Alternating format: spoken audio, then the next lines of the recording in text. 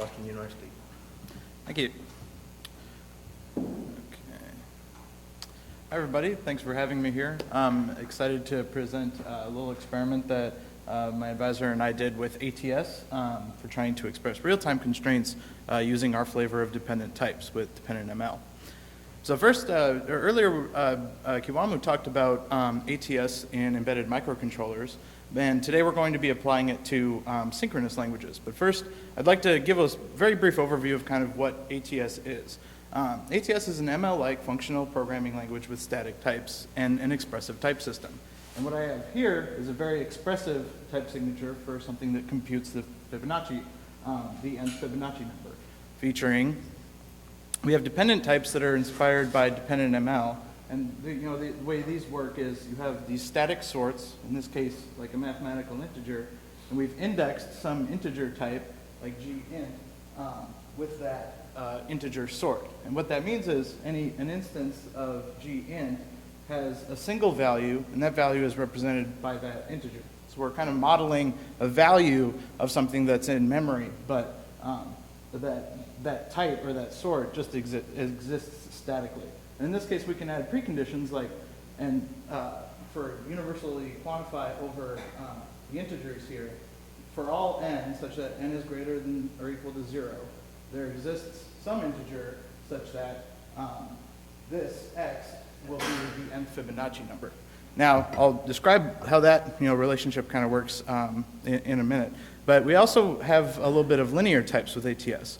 And the way the linear types work are they're inspired by linear logic. And they allow us to describe, or the programmer to describe how functions interact with resources.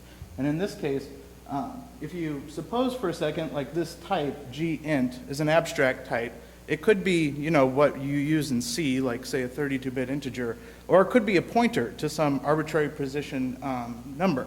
So you want to have this nice generic interface, but if it's linear, you want to describe how this function actually uses the resources. So with that exclamation mark there means this function does not consume the integer, but it does produce one that the programmer will have to manage because it's a linear type. We also have templates that are somewhat inspired by C++.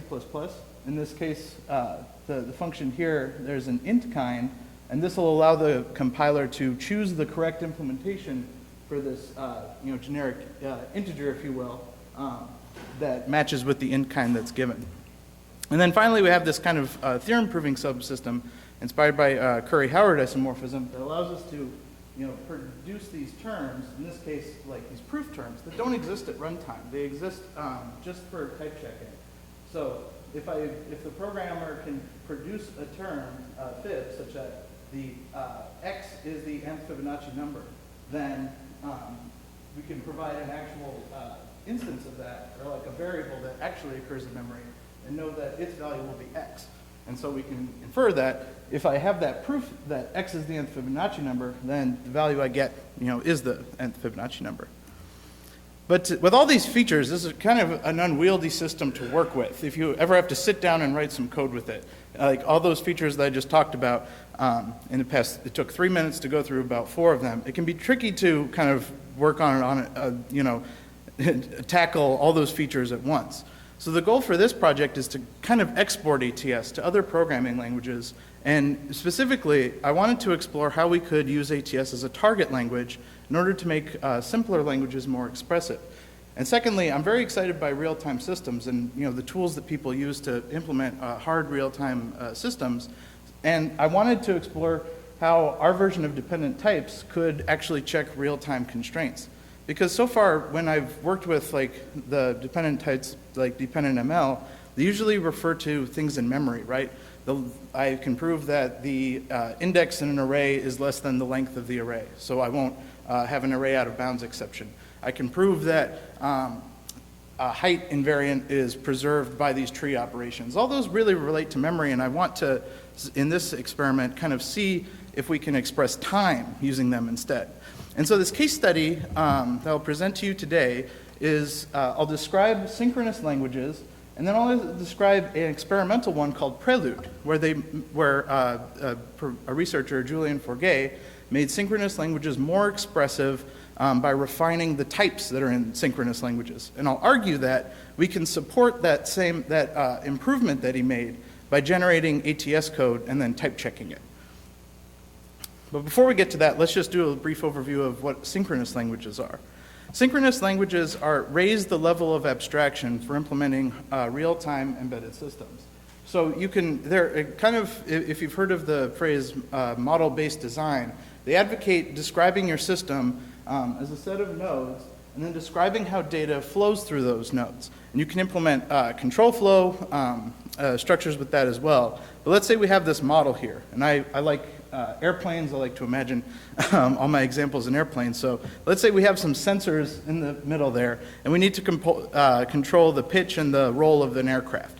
And then there's some analysis for telemetry going on the top. Well, synchronous languages are nice because if you ignore the very minute timing details of, say, a bunch of C code that's communicating and interacting, you can get these very nice semantics so that you can easily analyze or give off to verification. So what a lot of people do is use model checking for these programs that are written in the data flow kind of language. So here we can easily kind of extract a model, so you could query, oh, if in the future you find yourself at some altitude, will you eventually try to go down? And another advantage of these synchronous languages is that because you kind of abstract away a lot of these timing details, you can actually generate C code from this description of the system relatively easily. And so, like the example, what I want to kind of demonstrate here is in this compilation to C code is that what's called the synchronous hypothesis. So in this big circuit that we have, the synchronous hypothesis states that within one step of some logical clock, all of the latest value for all the flows, and the flows are just the edges in this graph, can be computed, and we observe it instantaneously. So within one tick of some global clock, you'll be able to compute the latest value for all those flows. So you can imagine if you wanted to compute or compile this circuit or this synchronous program into sequential C code, the way that would look is you just configure a timer with the granularity of your logical clock, and then you'll compile code that updates all these flows one step of that clock. And then once you have that, you have basically an infinite loop that you can now compile and deploy to a real-time operating system that can will actually schedule it with the logical tick that you want. And the building block of these synchronous languages are called flows. And I like to think of them like infinite lazy lists in ML. Basically, at any element fi of this flow is the value that's produced by that flow at the time ti, where ti is a multiple of a logical clock. Now, I mentioned this earlier. Now, but with the synchronous languages, all traditional synchronous languages, all flows share the same clock. And this can be tricky when you want to implement more complicated systems. But before we get there, let's talk about how we can build some stuff with the operators in synchronous languages. Like if I declare a constant n to be 2, that produces an infinite stream of just 2's. And I can also introduce a delay to a flow by using this, it's called the f-by operator, but you can just represent it by an arrow. So that has the nice, it's kind of like cons inside our more functional languages. But we can also do cool things like implement a counter. So if I declare a counter I here, I have to say, suppose it starts with 0, and then I can refer to the previous value inside the of I. This is kind of like defining it recursively. And so we need that 0 to actually start the sequence. So then that'll produce a sequence 0, 1, 2, 3, 4 onto infinity.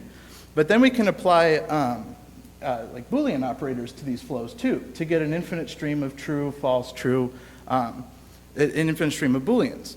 Now, where I'm going with this is when we want to implement like a modular counter, you can see that I can undersample this flow by saying when I modulo n is equal to 0, the when operator only activates the flow when that condition, when this, I guess the arrow's in there, when that condition is true. So now at T1 and T3, the values by this flow is undefined. So if I were to give this flow to a node, which is just something that runs on the machine, that node will not be activated at time t1 and t2. So now I can do this to actually undersample and specifically control when a certain node is being activated or actually run. Now, when we implement multi-periodic systems, this abstraction that we have starts to break down. Because if tasks occur at different rates, you've now given this programmer the task of undersampling and oversampling all their flows so that the communication is synchronous across their tasks. And there's two different options you can do. You can either use this, suppose we want to use the slower rate as the logical clock, or use the faster rate as the logical clock. And for this example, let's just look at the, suppose we have an analysis task that runs every second, and then we have a much more important sensors task that for the rest of the system probably needs to run 10 times per second because of life critical things that are elsewhere. But anyway, you'll see that it can be a little bit complicated to do either of these. But let's start off with the slow rate. Okay, let's say the logical clock is 1 hertz. Now, if I want that critical sensor to run 10 times per second, the only thing I can do is add 10 nodes for sensor, right? And then I'll have one of them flow into the telemetry or the analysis one node. What's tricky, or what the problem with this is, we've essentially said, okay, each of these will run, it'll run 10 times per step of the logical clock, but I have no control over when they're going to run. You can imagine that if you are having a critical sensor, you want it to run, not exactly, for instance, all at once at the very beginning. But the synchronous hypothesis doesn't say anything about when these will run. So you could make your system slightly unstable if the sensor is like a critical task. So let's try it this other way. Suppose we do the fast rate. Okay, the logical clock is 10 hertz. But now the problem is we need some way to activate 1/10 of that analysis task. So you get to go to your engineers and say, hey, okay, that hard real-time function you wrote that you got tuned to run within 1 second, could you please divide that up into 10 tasks and then make sure that they all still run with input going on to each other? And quickly, you'll see that this task is very tedious and it can be error-prone. So implementing these systems, this is just with 2 tasks that are trying to communicate. You can imagine even with larger systems, it could quickly get out of hand. And of course, you could approach the tediousness by defining abstractions in the synchronous languages to, kind of generate this control code for you. But that error proneness still remains, right? Because the type system of the synchronous language has no way to relate the relative time between these tasks. So let's introduce Prelude. Julien Forget at LIFL developed this language in order to raise the level of abstraction yet again on synchronous languages, and he marketed it as an architectural design language. So when you have a multi-periodic system, you'll have lots of different tasks that occur at different rates, but instead of picking one logical clock for all of them, why don't we give each flow its own clock? And a clock is represented as an integer, n, the period of the flow, and then p, a rational number, which is the phase offset. And 2 flows are synchronous if and only if they have the same clock. So as an example, let's consider f that has period 2 with phase offset 0. The phase offset is there to determine the release time for the task. So you compute the release time by multiplying the phase offset times the period. So it's just, I think of it like a ratio of the period that determines when this task can start. So if we have 2 1/2, then that means it'll start at time 1, and then these 2 are not synchronous because the clocks obviously are not equal. But what's great about Prelude is it introduced these operators, these clock operators, that allow you to directly sample flows. And it provides a type checking capability to actually make sure that all communication between tasks is in fact synchronous. So all flows between communicating tasks are equal. Now, obviously, this introduces some proof obligation on the part of the Prelude type system.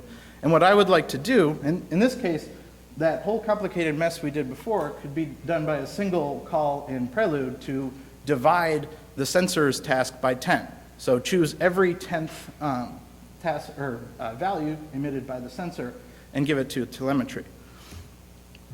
So what I wanted to do with ATS is basically produce an ATS program from Prelude, because I argued that I could represent these operators by using ATS's version of dependent types.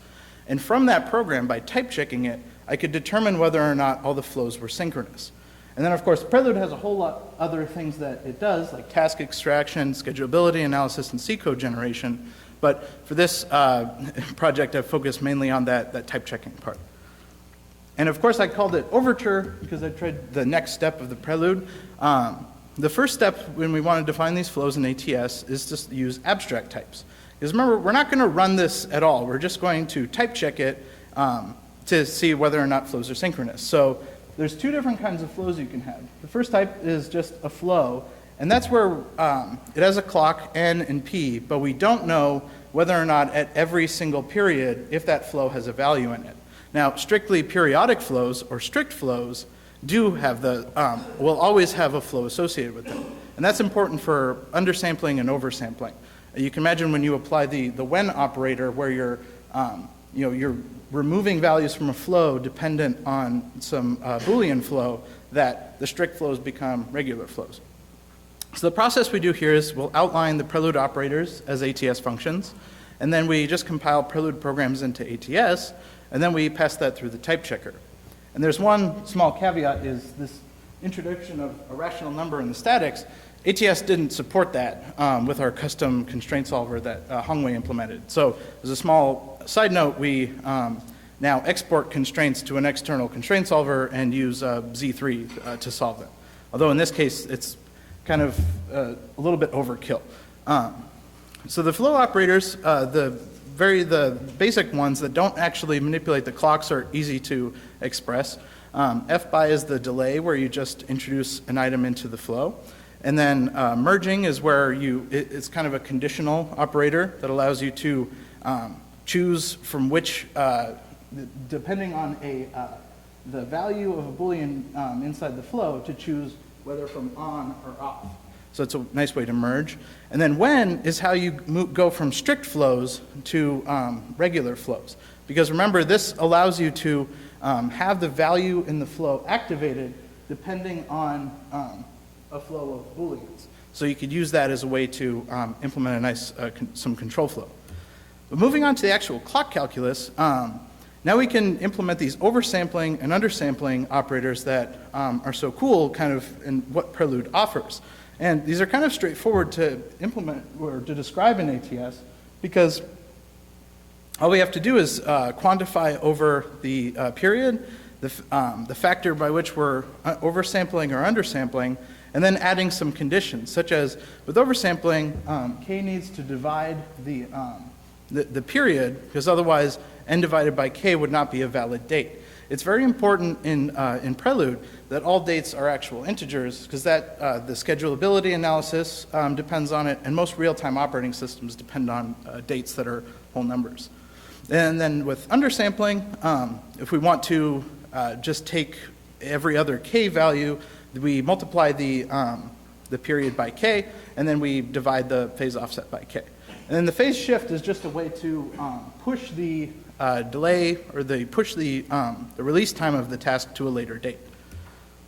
And then there's this final interesting part that Julien Forget describes in his thesis but doesn't implement in his prototype, is different communication styles. If you think about undersampling and oversampling, all that's doing is, you imagine just putting every other buffer or some amount of items from a flow in a buffer. But instead, you could imagine that, what if you actually want all of the values, but then you store them in a queue inside the meantime? And we can represent this in ATS by saying, I want to divide the clock, but whatever function that receives this flow is going to have an array of k values, instead of just one value that occurred at some point in time. Now that whether or not that could actually be implemented remains to be seen, because that in the Prelude prototype that's currently there, it isn't yet. So now we'll just take a look at a brief demo that's up there. Okay, sampling.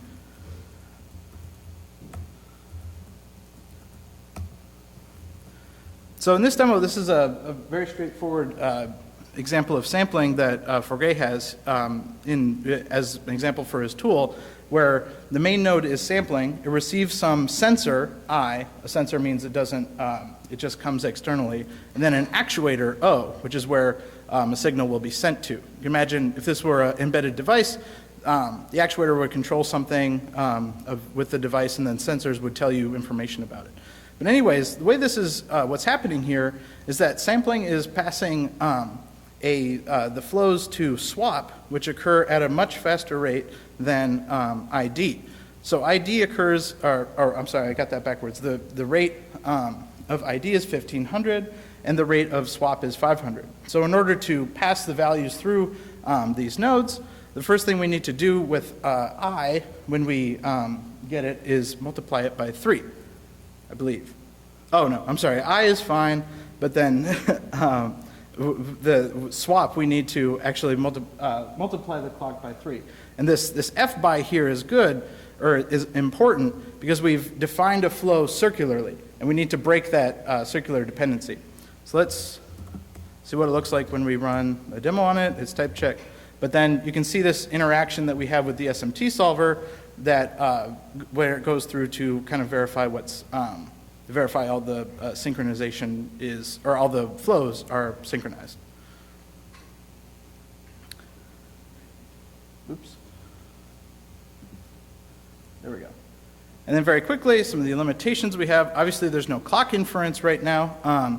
There's no examples with dependent clocks yet. I kind of want to reverse track and try to implement my own kind of prelude-like version of ATS where it could have dependent clocks, but that's for future work. And we're at the mercy of our constraint solver, so it's very easy, as you can imagine, to produce a formula that Z3 can't automatically solve. And right now we just have some small examples. And like I said, for future work, I would like to try to implement a prelude-like version of ATS where we have a subset as a synchronous language that could have dependent clocks. And one thing I'm very interested in is trying to implement a synchronous language with mixed criticality. So David Broman and I can't remember who else he worked with, he recently published a paper last year where they provided a relaxed asynchronous hypothesis where some flows could go outside their, or some miss some deadlines. But obviously, if they're not important, then that's perfectly fine. And so if we have a synchronous language that could accommodate that, that'd be kind of interesting. And then more advanced communication between tasks would be very cool as well. Okay, and that's it. Any questions?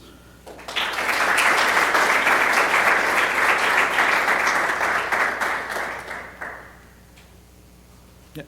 So I was noticing, it seems to me that all of your use of rationals, you know, if you just squint it differently, you could just use them as integers constrained to be less than the corresponding rate. Right. Yeah. So was it more to just to sort of keep in the style of Prelude, the way they presented it, than a necessity depth of rationals? Exactly. Yeah.